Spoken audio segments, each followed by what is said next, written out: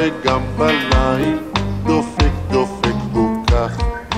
טוב, אני רוצה לספר לכם על שעון שנמצא במשפחה של אשתי עדנה, כלומר מעל 100 שנה, ונדד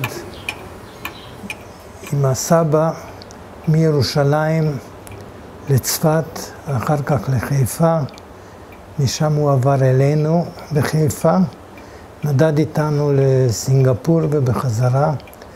שעון תוצרת גרמניה, המיוחד בו חוץ מהגיל, שהספרות של השעון הן ספרות ערביות, למרות שהשעון תוצרת גרמניה. כתר מעץ שהיה לשעון באיזשהו שלב נעלם, ואנחנו לא מצליחים להשלים אותו. השעון, כדי לכוון אותו, יש לו דלת מלפנים שנפתחת, ואז יש פה מפתח. צד אחד אפשר למלות את הקפיץ של הפעמון,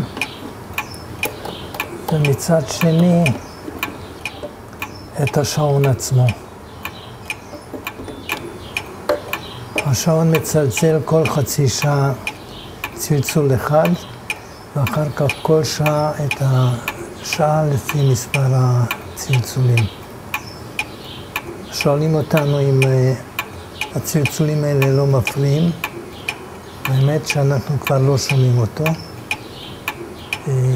כשאנחנו רוצים לשמוע, אז אנחנו פשוט בשביל לדעת את השעה שלא רואים את השעון, אז אנחנו רוצים לשמוע ואנחנו שומעים את מספר הצלצולים, ולפי זה יודעים מה השעה.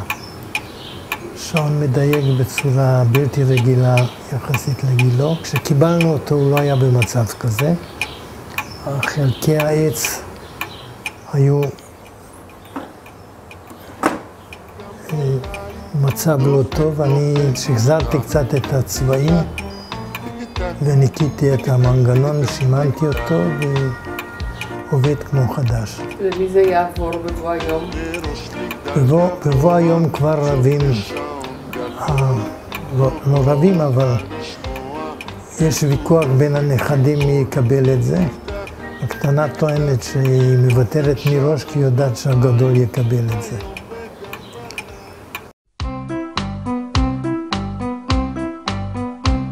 איזה שעון בן חיים אשר איננו. זהו שעון המיוחד בו, חוץ מגילו שהוא כ100 שנה, מבחינה היסטורית המיוחד בו שהוא שרד את השואה עד שהוא הגיע אליי למעשה. הוא שעון שלפחות נקנה בהונגריה, אני לא יודע תוצרת איפה, אבל המיוחד בו שלוח השעון הוא עם ספרות עבריות, א' ב', ויש עליו סימן, מין אמבלמה כזו שכותב יברכך אלוהים בדרכך, ובאמצע כתוב ציון.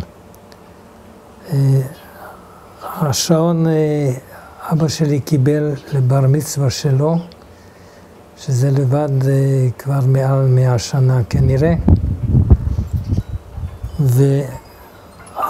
והמיוחד בנוסף ללוח הספרות הוא הבית של השעון, שעשוי מכסף עם